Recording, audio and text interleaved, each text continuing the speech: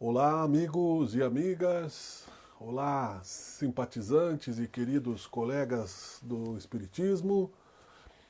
Estamos começando aqui com alguns minutos passados, né, do horário das 19h15, a nossa live. Me perdoe um pouquinho de atraso, mas estaremos aqui, né, registrados.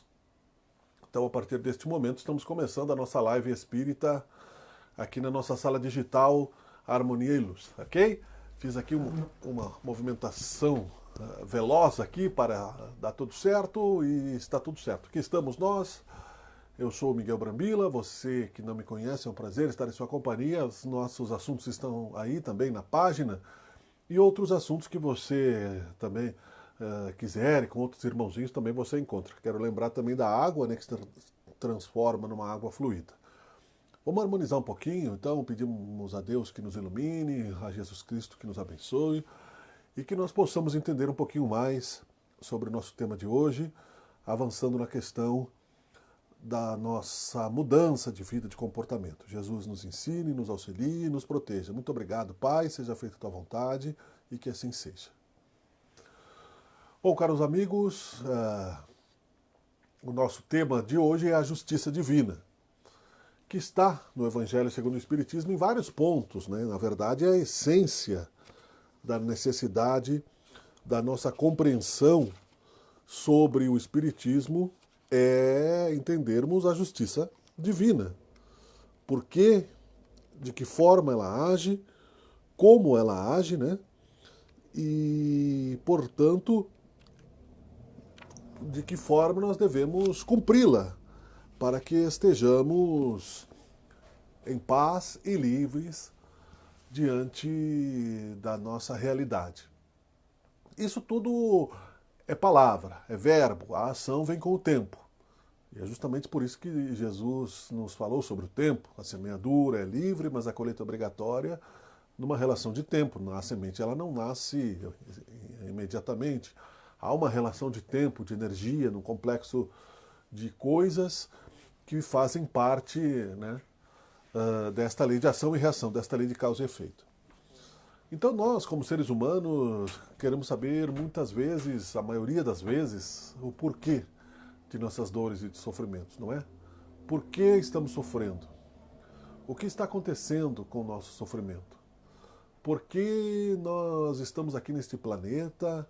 Por que nós estamos aqui neste momento? Por que nós estamos aqui nesta hora, não é?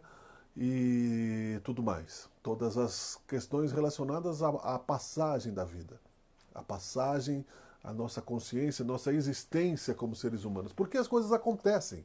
O que baseia a justiça divina? Qual é o critério de Deus? Porque aqui, neste plano, nós podemos ver, tanto na vida prática quanto no romance, na vida que imita a arte, as artimanhas da justiça, a balança da justiça, aonde se diz que a justiça é cega, né? Aonde se pesa aí para o lado de quem conseguir provar ou não provar. Em alguns países, por exemplo, a justiça baseada no direito romano está em você, quando acusa alguém ou quando é acusado por alguém, a pessoa provar que você tem culpa.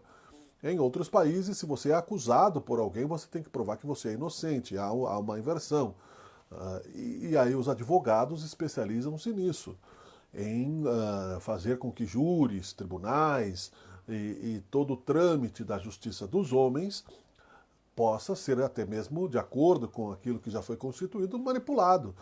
Né? Muitas vezes sabe-se, ou atrasada a justiça, né?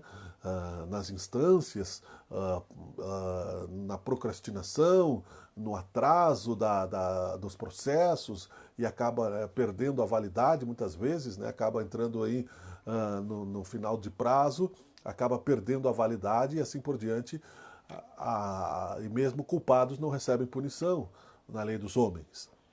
Isso nos estimulou muita revolta desde sempre. Nós sabemos que, dentro do contexto da doutrina espírita, A primeira questão da lei de amor ao próximo está gravada na consciência. Primeiro, que temos que ter a certeza disso. Então, para que nós nos descolemos da questão humana e coloquemos no ponto de vista da justiça divina o que está acontecendo conosco e o que acontece na vida, no dia a dia, para isso ser convicção e não uma fé cega, para isso ser um fator de responsabilidade na transformação de que nós somos e não simplesmente algo que nos imponha a consciência simplesmente por razões do medo, por razões aí da insegurança, por razões aí de uma fé não baseada em princípios sólidos. Temos que estudar a origem divina, aceitar que Deus existe, entender que Ele está dentro de nós e que ali naquela leitura de bom senso que nós fazemos, quando buscamos realmente a nossa consciência, sabemos que mudamos o que podemos mudar, mas muitas coisas não. E aquilo que não podemos mudar está baseado nas causas principais desta aflição ou nas causas anteriores da nossa aflição.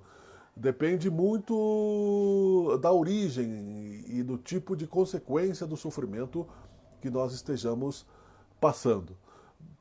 Aí, portanto, porém, nós precisamos entender justamente que são necessárias convicções que vão além da nossa capacidade de vermos somente o presente. Mas podemos imaginar, sim, não é? Imaginar e ter a certeza de que nós, avançando na compreensão da nossa origem divina, temos créditos e débitos nesta relação. Créditos e débitos nesta relação no sentido de que nós já agimos. E a justiça divina que nos criou lá no passado, simples, ignorantes, dentro da nossa consciência de livres espíritos em expansão, nos deu toda a lei do universo para que nós pudéssemos basear a nossa felicidade. E dentro dessa lei do universo, meus queridos irmãos, dentro desta lei de expansão, muitas vezes perdemos o fio da meada daquilo que somos, esquecendo-nos de que Deus é Pai e de que a justiça divina não erra o endereço. E que ali nós não podemos manipular. Né?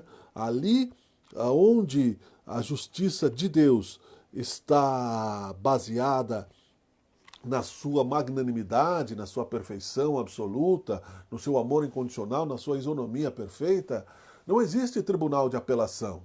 A apelação é o arrependimento e o reconhecimento dos nossos erros e o resgate de nossas dívidas. Não existe injustiça na perfeição absoluta de Deus e é preciso que, portanto, como disse, né, tenhamos aí uma projeção, um sentimento de que Ele é Pai, que Ele é perfeito, que Ele é amantíssimo e que Ele não nos atrasa, que Ele não nos adianta, mas simplesmente criou mecanismos perfeitos aonde cada um recebe exatamente de acordo com as suas obras, aonde exatamente cada um recebe de acordo com a sua semeadura, aonde exatamente nós somos os próprios juízes de nós mesmos. Jesus falava bastante na questão de julgamento que deveríamos ter a consciência de observarmos, né, que com o mesmo juízo que julgamos o próximo, seremos julgados pelo tribunal da nossa própria consciência, porque atenderemos aí aos critérios daquilo que julgamos no próximo quando entendermos que costumamos observar no olho do outro um cisco, um pequeno defeito, uma falha, e no nosso, né, quando temos aí grandes defeitos, uma trave, coisas grandes, né, e escancaradas, costumamos justificar. Assim acontece nos tribunais. Todos são inocentes, até que realmente, né, eles próprios acreditem nisso, né, o cidadão que na justiça dos homens encontra-se envolvido em algum litígio. A vida nos ensina, através da lei de causa e efeito e do espiritismo que já aceitamos em nossas consciências, que a justiça de Deus nos faz esperar o momento certo para o nosso bem. Que a justiça de Deus ela é restritiva em muitos momentos, mas retributiva na maior parte dos momentos.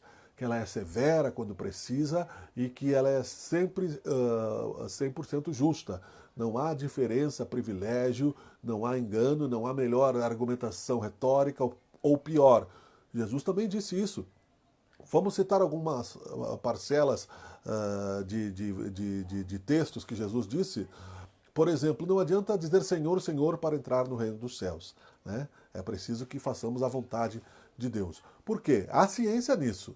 A ciência porque, apesar da misericórdia divina, quando apelamos Senhor, Senhor, pedimos que Deus seja o juiz de nossas causas, como os fariseus diziam. Senhor, batiam no peito, né? Eu não peco, eu sou um homem de bem, eu pago meus impostos. Mas por dentro eram assemelhados a túmulos, como dizia Jesus. E a gente sabe, através da questão da física quântica, dos fluidos, da matéria sutil que nos cerca, além desta matéria densa, que cada infração que cometamos com relação ao próximo, com relação às leis de Deus, de amor e caridade, sofremos a consequência de um peso atômico que muda a nossa aura, que muda o nosso espírito, que pesa. É matéria realmente, é energia, nós somos deuses criadores. Então nós criamos pensamentos, criamos sentimentos, criamos emoções, lidamos com essas emoções, invadimos aí às vezes a felicidade dos outros, o território dos outros, manipulamos para ganhar vantagens indevidas, sendo que se tivermos aí base na justiça humana, com bons advogados, né, com boa retórica, você consegue enganar juízes, tribunais e até mesmo um povo inteiro por muito tempo. Mas Deus, que é o Criador do universo, que sabe que somos seus filhos, não aceita simplesmente, como disse Jesus, o Senhor, Senhor. Né? Posso me aproximar, como se diz no tribunal, e para que o juiz, sendo Deus, bata o martelo. Deus nos criou com amor e não aceita mesmo a possibilidade de se ofender com os nossos defeitos, porque Ele sabe muito bem quem nós somos, de onde viemos, que viemos dele, e para onde nós iremos. E sabe exatamente a forma como nós agimos, muitas vezes com hipocrisia, com demagogia, com ardilosidades íntimas, né? E com fins de encontrar a felicidade. Todo mundo. É um espelho a nossa consciência. Quando fazemos isso, quando esquecemos da multidão de testemunhas que nos cerca, como disse o apóstolo Paulo, insistimos em perseguir o nosso irmão, em ter o coração duro, em não perdoar, em não entender o defeito do outro, em não aceitar a imperfeição do outro, nós estamos criando um tribunal de consciência bastante severo que se volta contra nós, como aconteceu na Inquisição, nos radicalismos e até hoje na doutrina espírita acontece também. Em outras, se você não é santo e você não é perfeito, você não pode, né, muitas vezes, nem se aproximar de um princípio de fé porque você não é digno, né, de ter Deus no coração. Quando muitas vezes você tem mais sinceridade no coração, admitindo os seus defeitos, do que outros que arvoram-se, né, santidade. Aí, nesse sentido, a nossa aura, de acordo com a lei dos semelhantes, de acordo com as forças magnéticas de atração ou de repulsão, vão se transformando na nossa vestimenta, na túnica nupcial, para que passemos para o próximo grau espiritual de dimensões mais leves, precisamos purificar o nosso espírito. Por isso que muitos ainda fazem o jejum.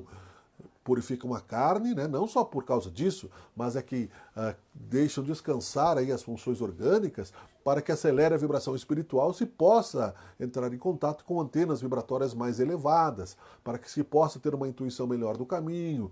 Vai, não peques mais para que algo pior não te aconteça. É exatamente isso que Jesus queria dizer com relação à justiça. Vá e não invada mais a felicidade do outro, não cometa mais erros que prejudiquem a sociedade, não faça coisas que prejudiquem a si próprio, porque você está usando uma ferramenta emprestada por Deus e você precisa prestar contas disso para que você possa ter paz e felicidade. E Deus, que é o nosso grande Pai, o nosso grande Senhor, vai nos dar novas oportunidades, não vai nos aniquilar, nenhuma das suas ovelhas se perderá, mas, porém, como um pai, vai ter que nos dar aí a realidade de acordo com os nossos atos. Não seria justo, né, que outros mais bem comportados recebessem, né, o mesmo quinhão dos que não se comportaram direito, que não fizeram o seu trabalho. E aí está também a parábola, né, da vinha, né, do trabalhador da última hora, daquele que fez o seu trabalho de construção de si mesmo.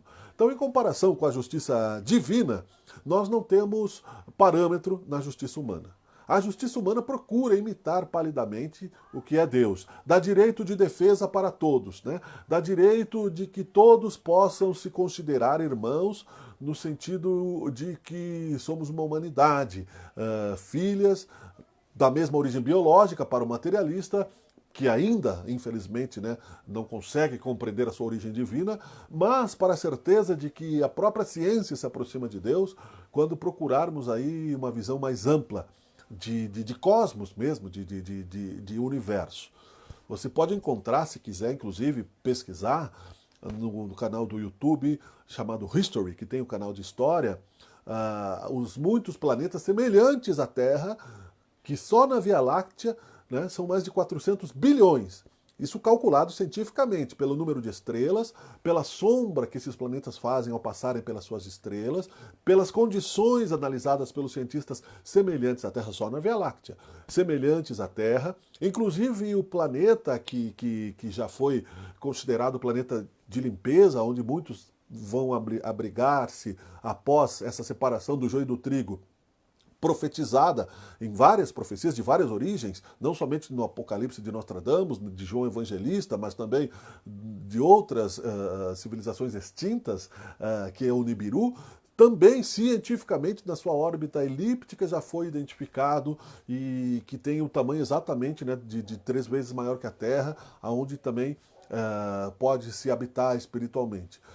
Você veja que Giordano Bruno, que foi um filósofo na Idade Média, e isso se fala também, quando disse, né, que girávamos em torno do Sol e que haveriam outras vidas, foi queimado vivo na fogueira pela Inquisição.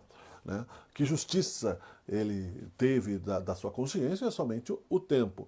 Nikola Tesla, que inventou, junto com Thomas Edison, trabalhou para ele a lâmpada, mas tinha aí as suas divergências com Thomas Edison, em 1800 e alguma coisa, tinha aí já a tecnologia que possivelmente foi usada pelos egípcios, que era de gerar através de bobinas, a bobina de Tesla, eletricidade sem fios. Né, e que ele tinha como plano distribuir de graça para a humanidade. Foi cortado o seu projeto por causa do capitalismo e até hoje nós pagamos aí essas altas contas de luz, e ele tinha outros projetos. Um deles era o de dizer que nós absorvíamos o conhecimento de uma fonte maior do que nós, extraterrestres ou não.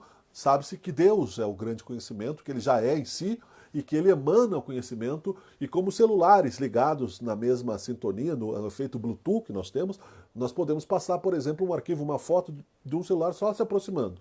O cartão de crédito, você aproxima da maquininha e ele passa os teus dados, invisível, de forma invisível. Podemos receber o conhecimento de Deus. Os irmãos Wright, nos Estados Unidos, e Santos Dumont inventaram um avião quase ao mesmo tempo.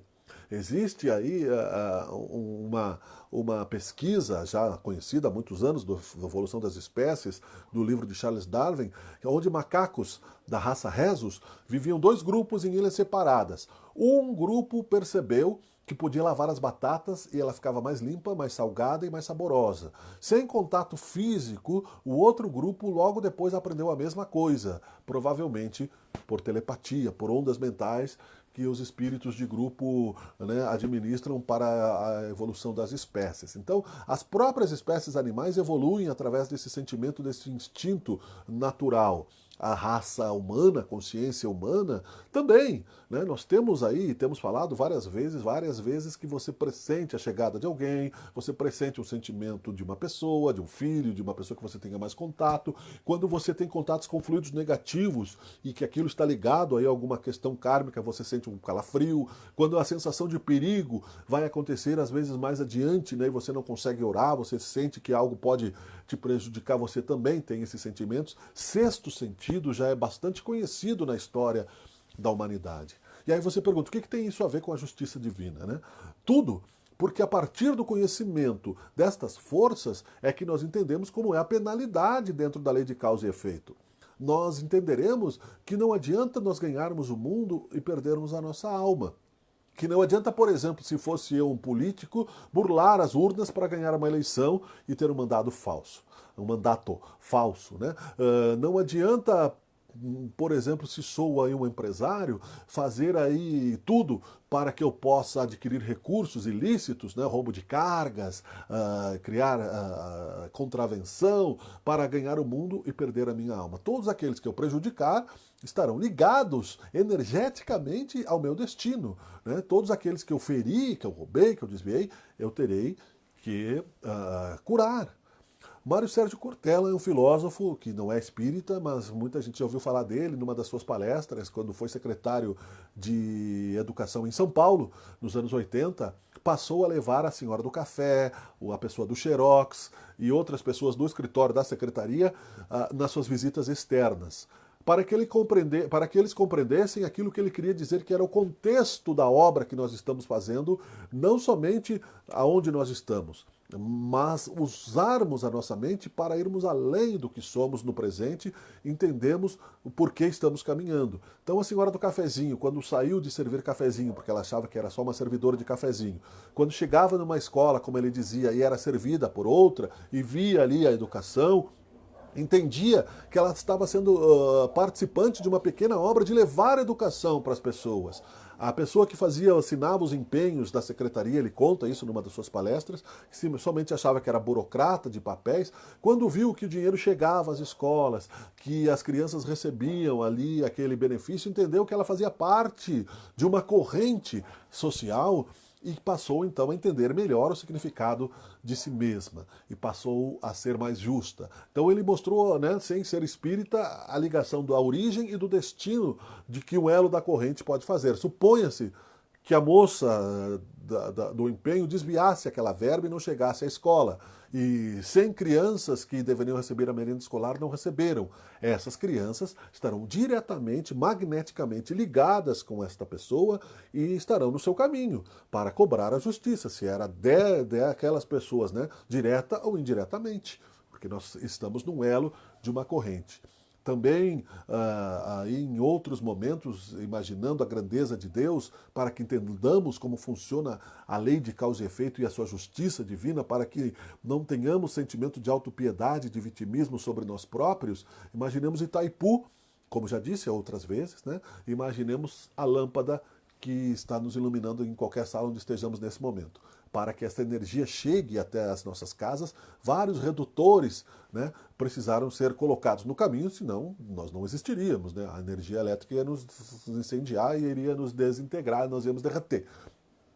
Assim é Deus. Através das vibrações mais lentas, nós vamos, então, recebendo a sua luz, recodificando a sua luz e avançando.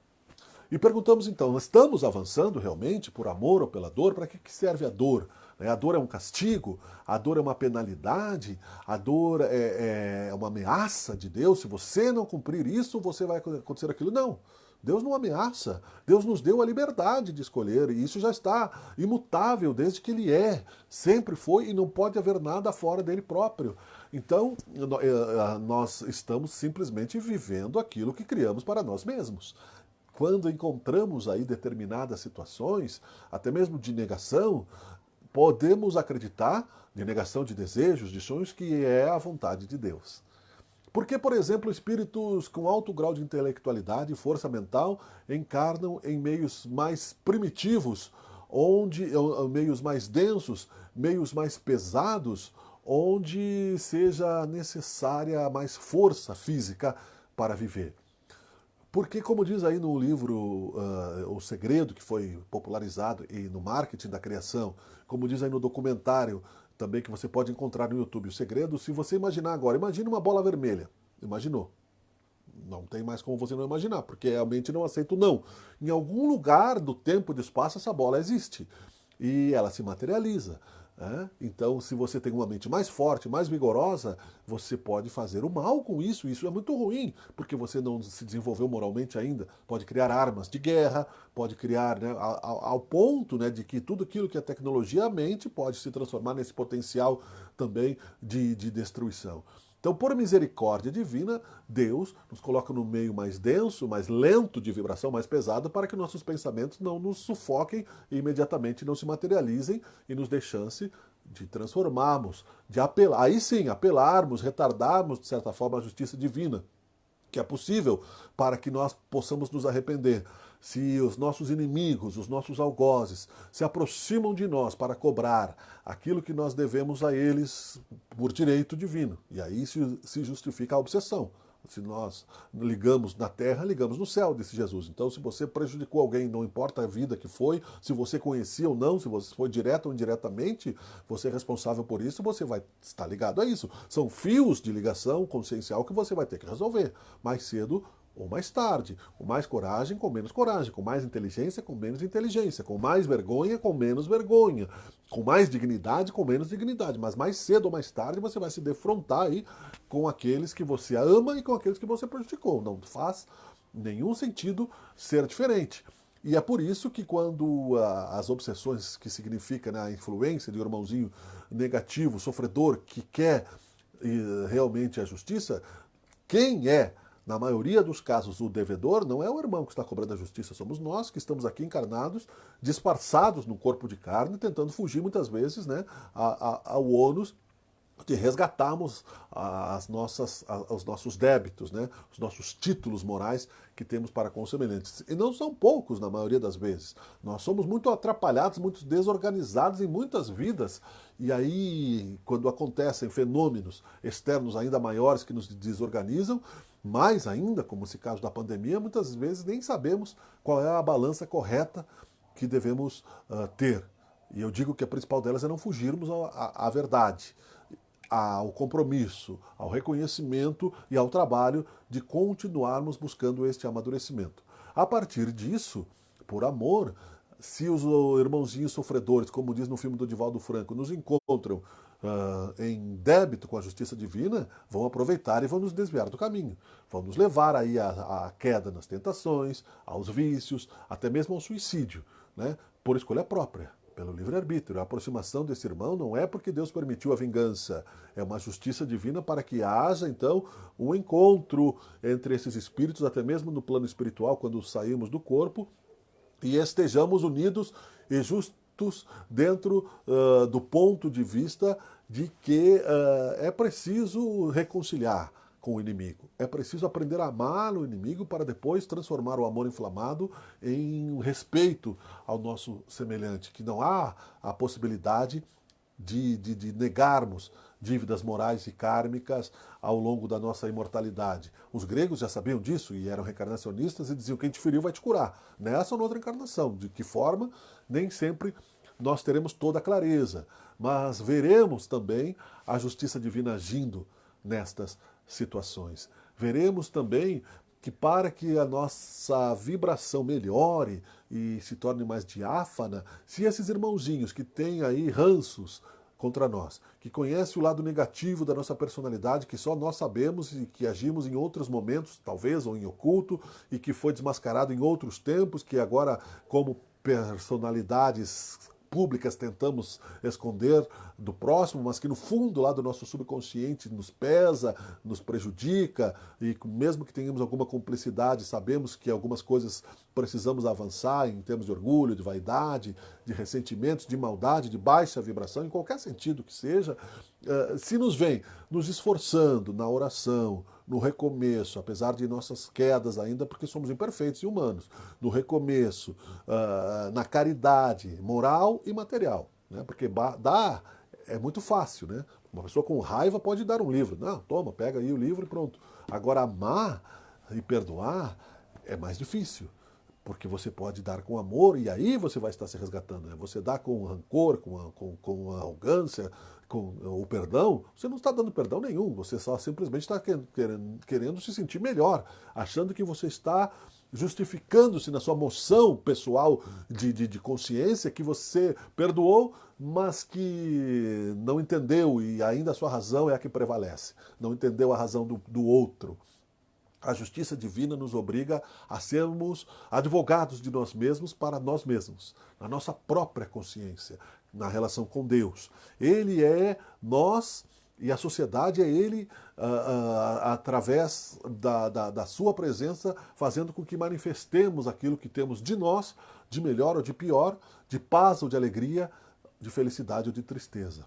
E há também dentro desta lei da justiça divina em todas as suas leis, leis de progresso, leis de amor e de bondade, leis de evolução, a lei da destruição. Então, quer dizer, há uma constituição divina. Vamos então organizar mais ou menos como a justiça humana. Há uma constituição divina, um código de leis divinas. Deus, que é o juiz, ele é o juiz mais perfeito, não está sujeito a suborno, não está sujeito a preferências, a paixões, não gosta mais ou menos deste ou daquele advogado, é a verdade absoluta. Não pode ser enganado por artimanhas, né, de melhores oradores, das melhores faculdades, não aceita mentiras, busca a verdade e a verdade te libertará, disse Jesus Cristo. Né? Porque a melhor coisa que se pode ter na vida de uma pessoa é a consciência tranquila.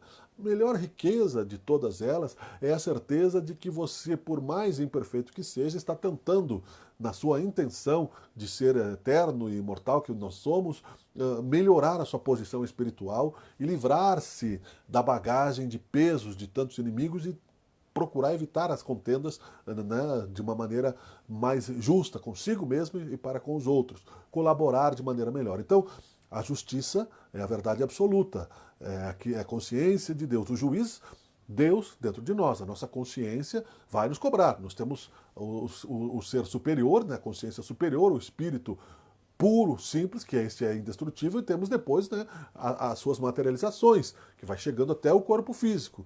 Então, quer dizer, nós temos a parte semimaterial, nós temos a mente, várias partes, né, dos corpos espirituais, né, o corpo espiritual, o corpo mental, mental superior, e o espírito, e aí é o nosso disco rígido, incorruptível, que ali é a centelha divina, e ali é que nós vamos nos encontrar conosco mesmos. Né? Talvez com alguma ajuda externa, é claro, com alguns psicólogos espirituais, talvez não, com certeza, né? Com irmãos maiores, com o anjo da guarda, que nos auxiliem. O código da vida que Deus nos dá está de acordo com o nosso grau de evolução. Desde o princípio nos deu as leis, mas ele nos cobra o cumprimento delas de acordo com aquilo que nós já podemos dar. Aquele que muito tem, mais será pedido. Aquele que pouco tem, né, não tem nem o que dar, somente receberá misericórdia. A parábola que ele será tirado, né, a oportunidade temporária de agir para aquele que agiu mal na vinha do Senhor, mas posteriormente, né, uma nova chance. E dentro disso, dentro desse conhecimento, dentro desta vontade, nós iremos então baseando as partes daquilo que se manifesta no nosso presente, do que já podemos compreender da lei de Deus. Compreendemos, por exemplo, já a questão da monogamia, necessária para que superemos o egoísmo, para que superemos aí a desordem social geral, no sentido de colocarmos para espíritos reeducandos que reencarnam em nossa família, o exemplo, né, de seriedade, de respeito, de amor, de convívio. Compreendemos a lei de que somos todos, né, uma única humanidade, independente de raça, de cor, de classe social. Isso tudo é oriundo da lei de Deus. A lei de progresso.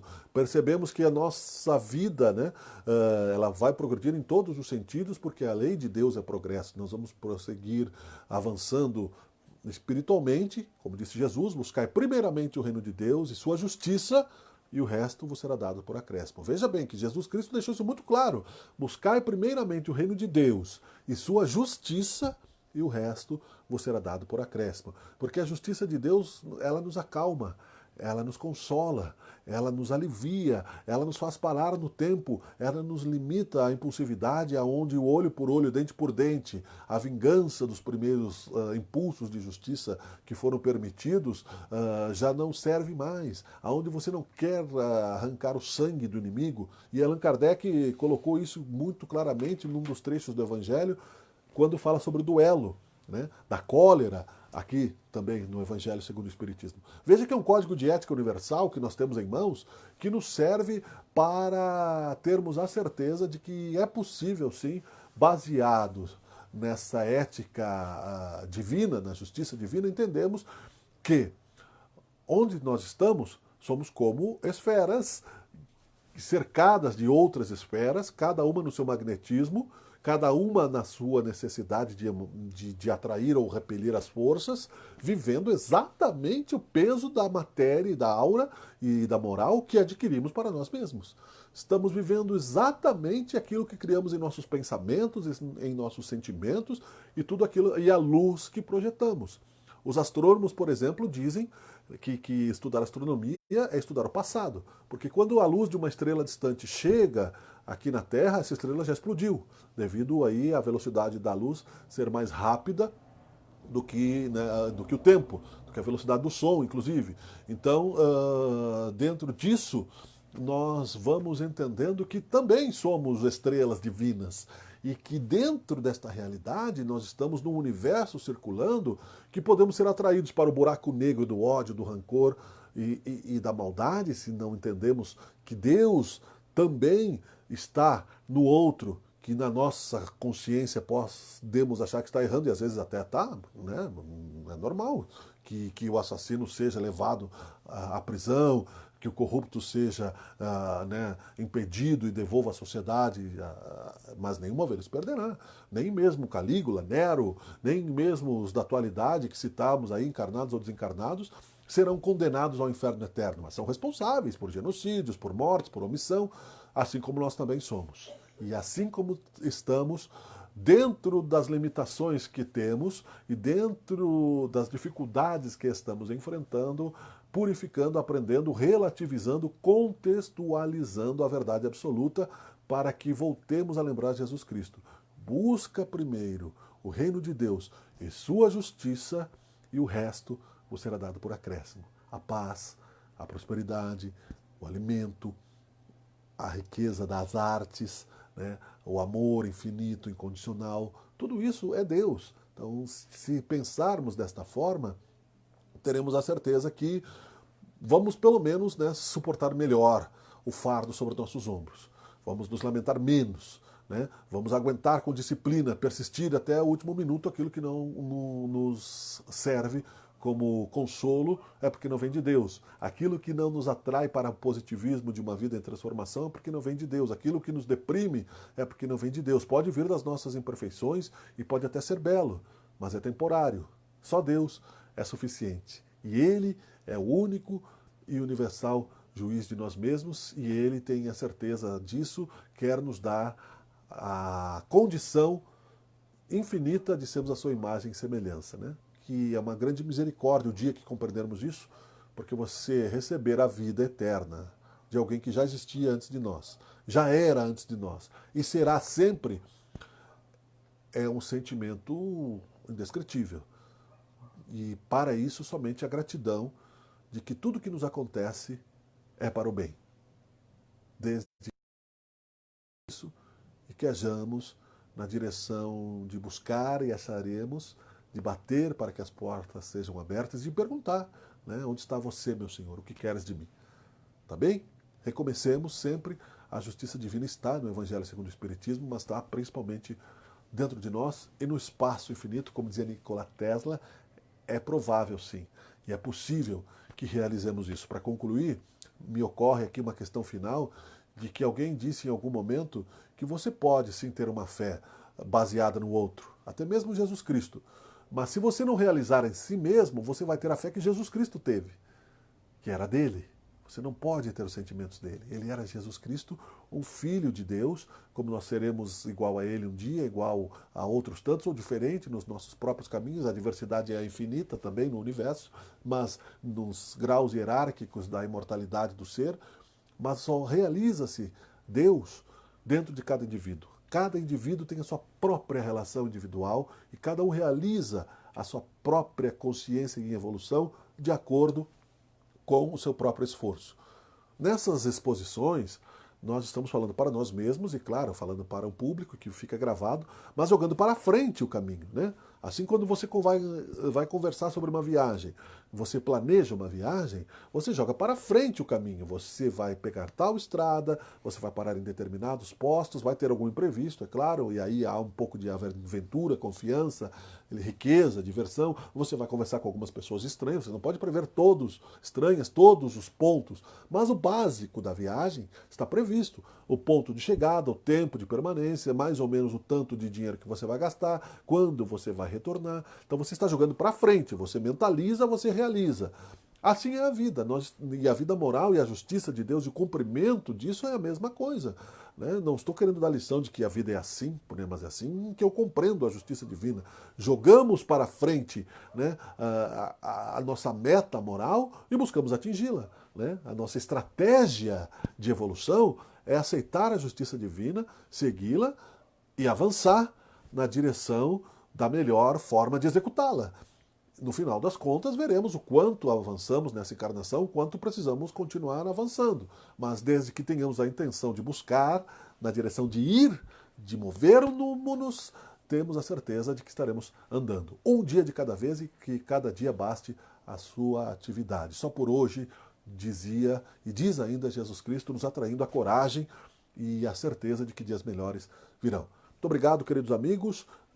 Nós voltamos na próxima semana com mais uma exposição e reflexões filosóficas baseadas aí dentro da doutrina espírita, que é a filosofia que nós seguimos, que achamos magnífica e que nos dá alento à razão, porque a inteligência nos exige uma fé raciocinada para que o sentimento, né, tempere, assine embaixo com amor, com vibração, aquilo que é convicção de que nós temos muito a fazer, mas temos muitos perfumes, aromas, riquezas e a mediunidade e o sexto sentido de muita gente trazendo bem para a nossa sociedade neste momento.